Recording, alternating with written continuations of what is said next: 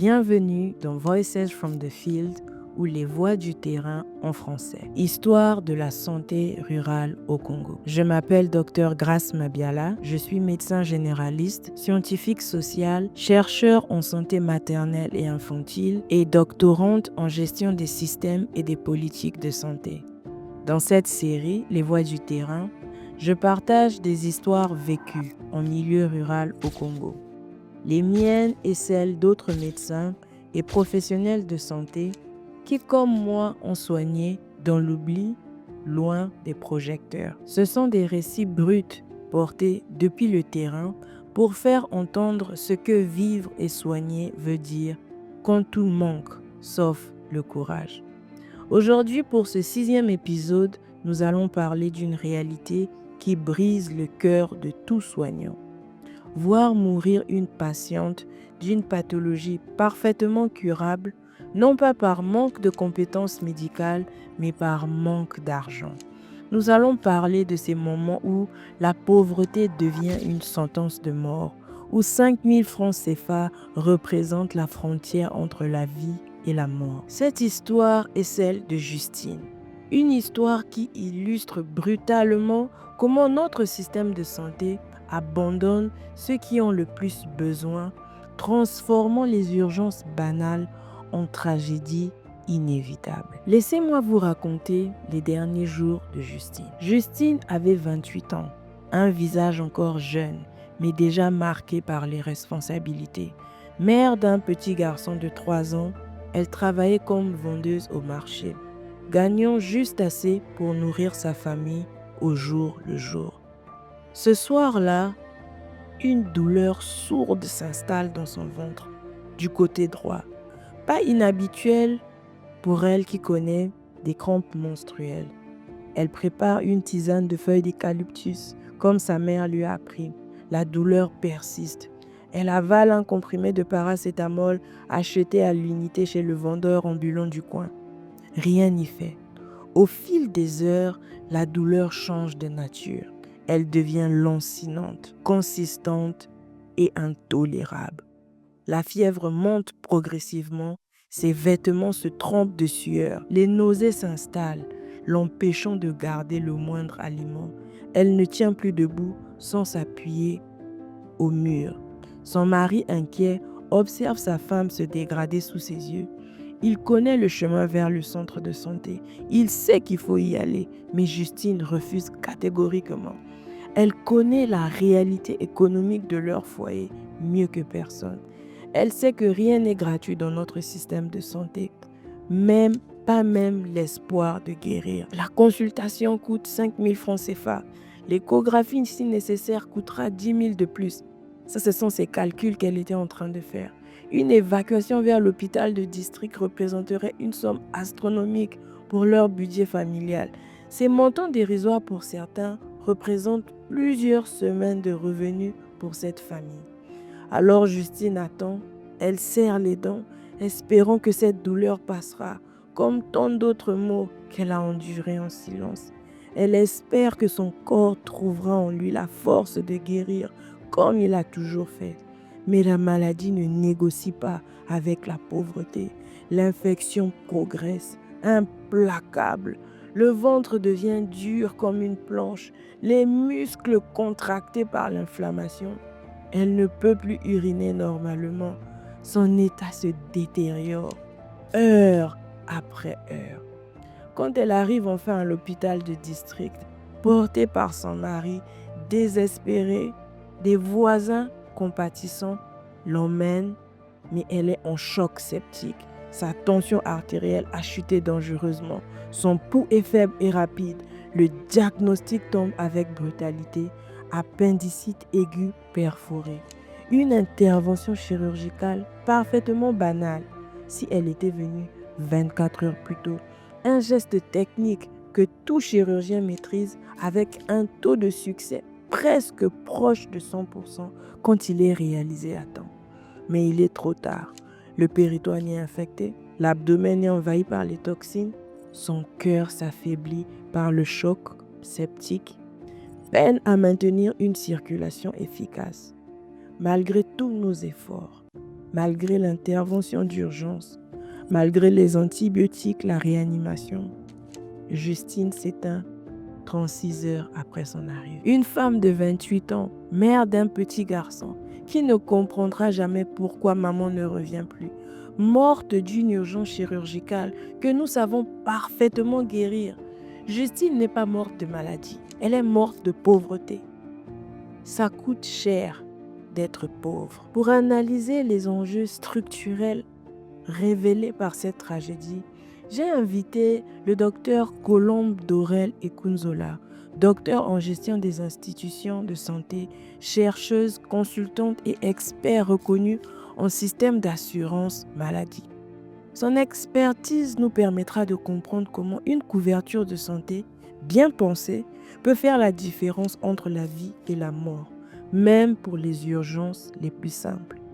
Dr Ekunzola va nous expliquer les mécanismes par lesquels les barrières financières transforment des pathologies curables en condamnation à mort et surtout comment les solutions d'assurance adaptées au contexte rural peuvent briser ce cercle vicieux de la pauvreté et de la maladie. Écoutons Dr Ekunzola. Bonjour, je suis Dr Colombe Dorel Ekunzola. Je suis docteur en management des organisations de la santé et aujourd'hui je vais vous parler de tout ce qui est couverture sanitaire ou bien évidemment tout ce que d'autres personnes peuvent appeler la couverture en matière de santé. L'Organisation mondiale de la santé a promu la couverture sanitaire universitaire. Et cette couverture vise que toutes les personnes aient accès aux services de santé. Il s'agit de la prévention, de traitement, de réadaptation et bien évidemment des soins palliatifs. Et quand elles ont besoin, bien évidemment, que ces personnes, où qu'ils soient, à n'importe quel moment, que ces personnes aient exprimé un besoin en santé, mais que ces besoins soient vraiment pris en charge en tenant compte, bien évidemment, des difficultés financières qui peuvent survenir bien évidemment à ces populations. Et bien sûr que l'OMS stipule que c'est un droit fondamental. Et bien évidemment, tout être humain a droit à une santé. Et même si bien évidemment cette couverture sanitaire, son applicabilité reste mitigée avec toutes les inégalités sociales que font face les pays, que ce soit développés et non développés. Et nous avons aussi ce qu'on appelle par la caisse nationale à laquelle de nombreux pays, comme la République du Congo, s'est inscrit ou souscrit. Voilà. Et elle est en fait la couverture, la caisse nationale, la caisse de sécurité sociale que d'autres pays appellent la caisse nationale de sécurité sociale. Et c'est un régime d'assurance maladie obligatoire pour certains pays qui rembourse une partie de dépenses de la santé. Donc une partie, c'est pas simple, c'est pas toute la totalité, mais c'est une partie qu'on rembourse. Mais bien évidemment, à ce moment-là, le patient lui-même doit pouvoir payer en amont et après, donc il reçoit un remboursement d'une partie de ses frais.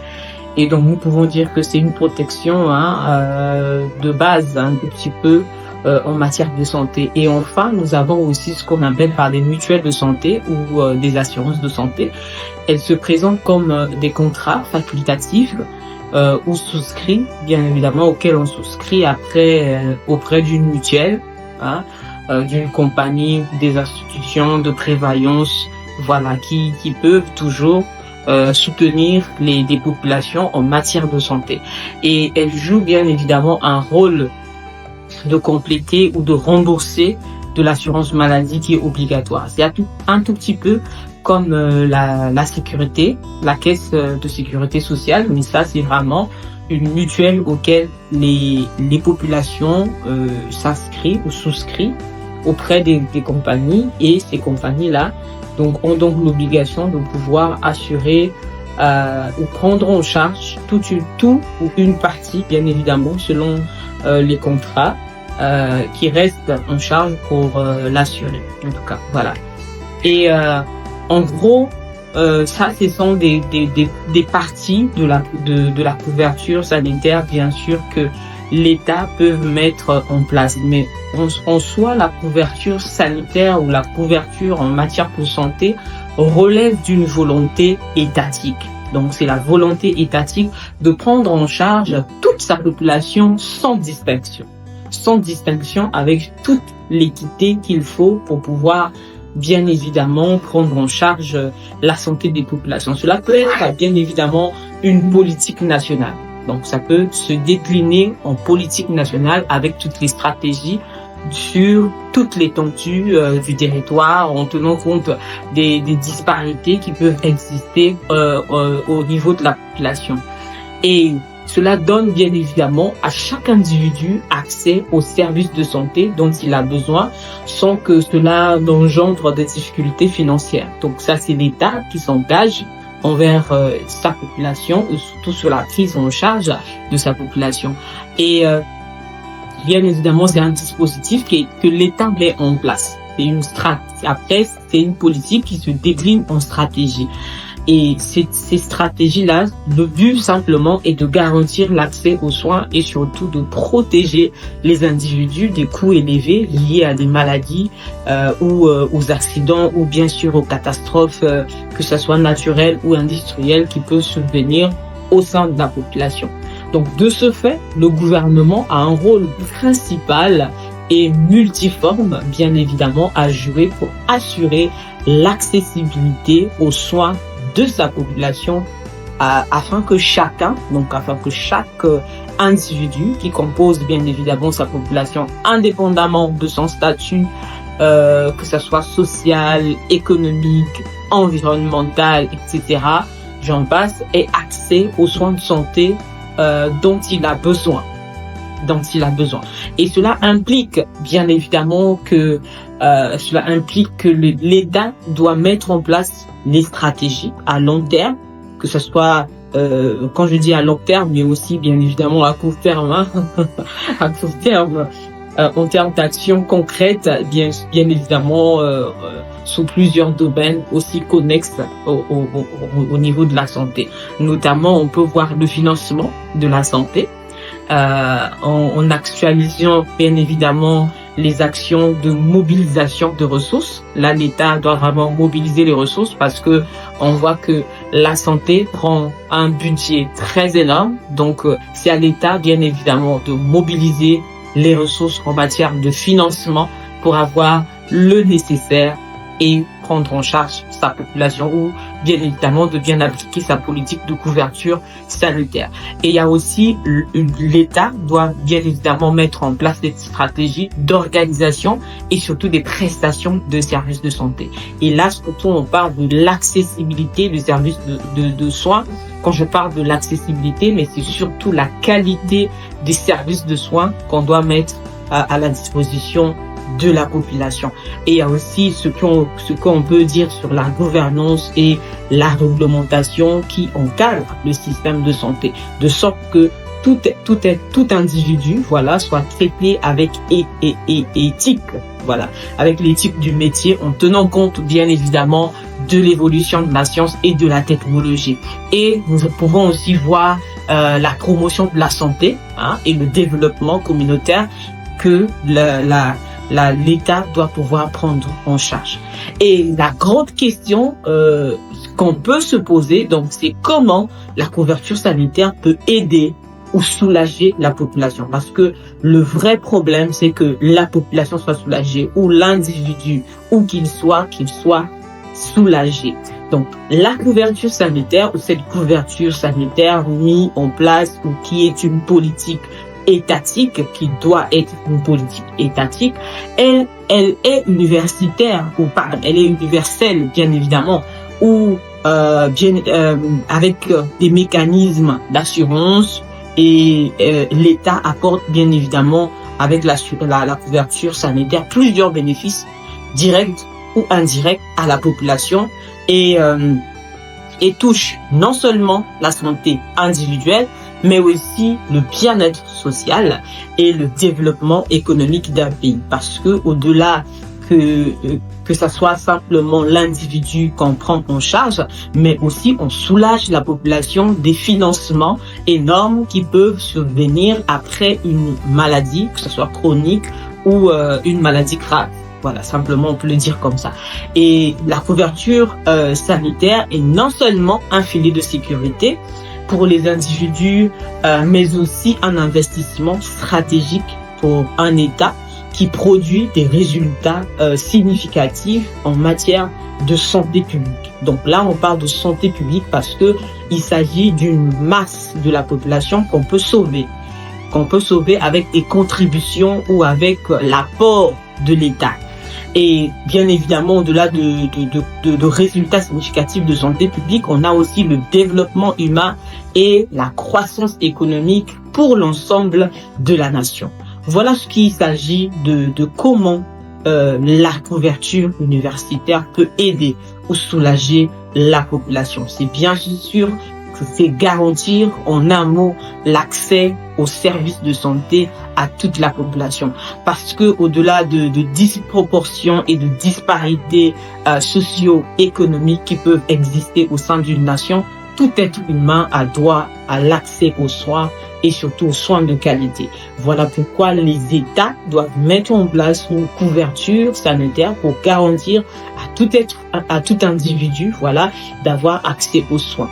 Voilà une contribution que je pouvais faire sur cette thématique. Et donc j'invite à tous les politiques, à tous les acteurs de soins au niveau, bien évidemment à chaque niveau, de réfléchir à comment mobiliser les ressources à leur niveau pour pouvoir soulager les populations.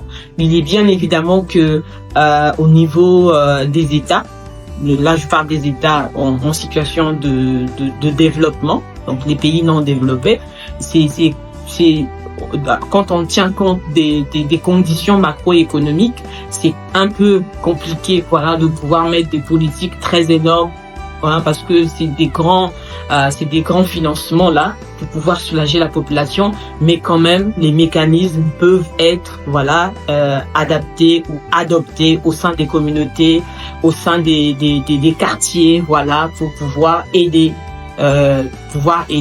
les populations en situation de difficulté et surtout en matière de santé. Parce qu'il y a des populations où il y a des gens qui meurent simplement parce qu'il n'y a pas de quoi à pouvoir se payer leurs frais à l'hôpital ou même juste dans un centre de santé. Juste pour un traitement, il y a des gens qui perdent la vie. Donc là, moi je félicite par exemple les États en situation endémique du paludisme qui ont rendu le traitement du paludisme par exemple chez les enfants de 0 à 15 ans gratuitement. Donc ils ont rendu le traitement gratuit. Et donc ça, c'est déjà des mesures qu'on peut prendre petit à petit, même si on ne peut pas garantir toutes les actions ou les activités en matière de santé, mais il y a quand même des maladies qui sont récurrentes, etc., qu'on peut toujours prendre en charge, comme la tuberculose, comme voilà le paludisme, je l'ai déjà cité, la poliomyélite, etc. Toutes ces maladies-là, au-delà de la vaccination, que l'État peut prendre en charge en matière de traitement. Voilà, merci beaucoup et je crois que je peux donc m'arrêter là. Et en commentaire, certainement on va donner quelques questions et réponses, mais voilà, c'était simplement une contribution que je pouvais faire pour cette thématique. Voilà, merci beaucoup. Merci à Dr Ekunzola pour cet éclairage essentiel et pour son expertise. Son intervention nous rappelle une vérité fondamentale que nous, soignants, voyons quotidiennement sur le terrain. L'universalité des soins n'est pas une utopie philanthropique, mais une exigence absolue de justice sociale. Chaque vie perdue faute d'assurance maladie représente un échec collectif de notre société et une responsabilité partagée que nous ne pouvons plus ignorer. L'histoire de Justine illustre de manière tragique comment les inégalités économiques se transforment directement en inégalités face à la mort. Dans un pays où la consultation médicale de base coûte l'équivalent de plusieurs jours de revenus pour les familles les plus vulnérables, l'accès aux soins devient un privilège réservé à ceux qui ont les moyens de se l'offrir. Ces tragédies ne sont pas une fatalité. D'autres pays africains confrontés aux mêmes défis ont développé des solutions concrètes qui fonctionnent. Nous devons nous inspirer de ces succès plutôt que de réinventer la roue. Le Rwanda, par exemple, représente le modèle le plus abouti avec ses mutuelles de santé communautaires qui couvrent aujourd'hui 91% de la population. Ce système devenu obligatoire en 2006 combine contributions individuelles, subventions gouvernementales et aide internationale dans un mécanisme unifié géré centralement. Le système a réussi à augmenter l'utilisation des soins médicaux et à réduire les dépenses de santé personnelle. Le succès rwandais repose sur 3 piliers: inscription obligatoire, gestion professionnalisée par des fonctionnaires et financement mixte incluant la fiscalité nationale. Deuxième exemple, au Kenya. La plateforme M-Tiba révolutionne l'accès aux soins pour les populations à faible revenu. Depuis son lancement en 2016, plus de 4,7 millions d'utilisateurs contrôlent leurs finances de santé et payent leur traitement dans plus de 3000 établissements de santé. Le système fonctionne par simple composition du numéro étoile 253 dièse sur le téléphone mobile, permettant d'épargner spécifiquement pour la santé, de recevoir des contributions familiales et de payer directement pour les soins sans manipuler de l'argent liquide. Depuis 2016, les partenaires utilisant le service ont traité plus de 330 000 visites de soins et versé plus de 5 millions d'euros en coûts médicaux. Autre exemple, le Ghana a développé un système national d'assurance maladie qui, malgré les défis d'application, néanmoins démontre la faisabilité de la couverture universelle. Les augmentations de ces dépenses publiques en pourcentage du total des dépenses de santé se situent entre 5 et 11 points de pourcentage au Ghana et au Rwanda depuis le lancement des réformes. Ces exemples prouvent qu'avec une volonté politique forte, un financement mixte, intelligent et l'utilisation des technologies mobiles, l'assurance de santé universelle n'est pas un rêve, mais une réalité opérationnelle en Afrique subsaharienne. Le Congo peut et doit s'inspirer de ces modèles éprouvés pour arrêter de regarder mourir ses citoyens, faute de quelques milliers de francs CFA. Qu'est-ce que nous exigeons des décideurs au travers de cette vidéo? Allouer immédiatement un budget spécifique à la couverture sanitaire universelle dans les districts ruraux, même en zone urbaine d'ailleurs.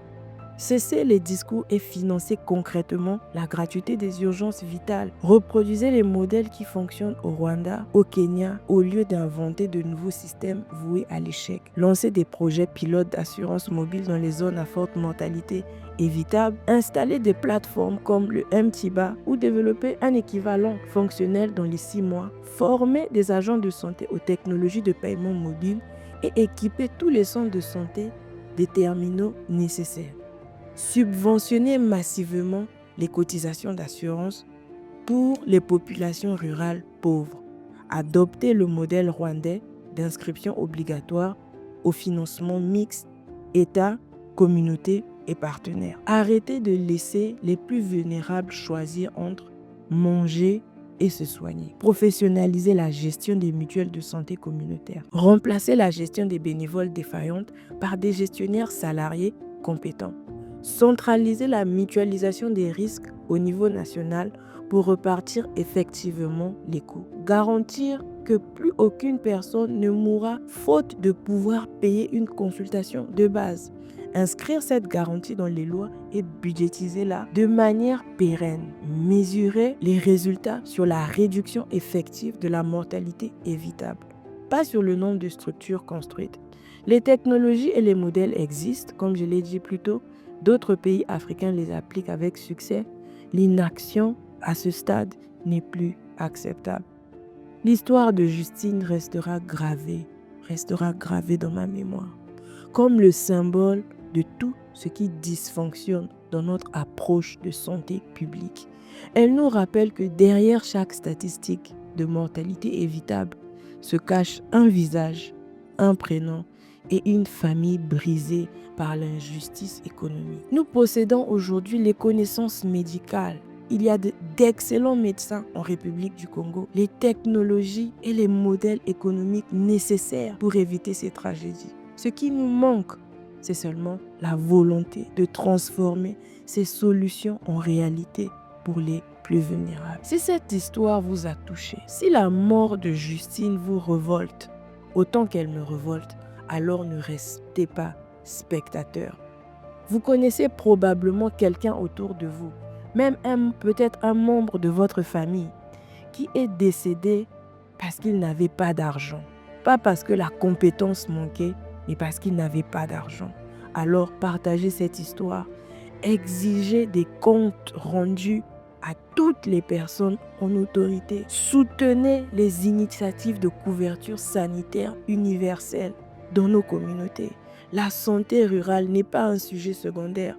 Et même ce sujet n'est pas seulement pour la santé rurale, même la santé urbaine. La santé rurale, je le répète encore, n'est pas un sujet secondaire que l'on traite après avoir résolu, entre guillemets, les vrais problèmes. Mais c'est une question fondamentale de justice sociale, de dignité humaine et d'équité territoriale qui définit le type de société que nous voulons construire ensemble. À très bientôt dans un nouvel épisode des Voix du terrain ou Voices from the Field, où nous continuerons à porter la voix de ce qu'on ne préfère pas entendre.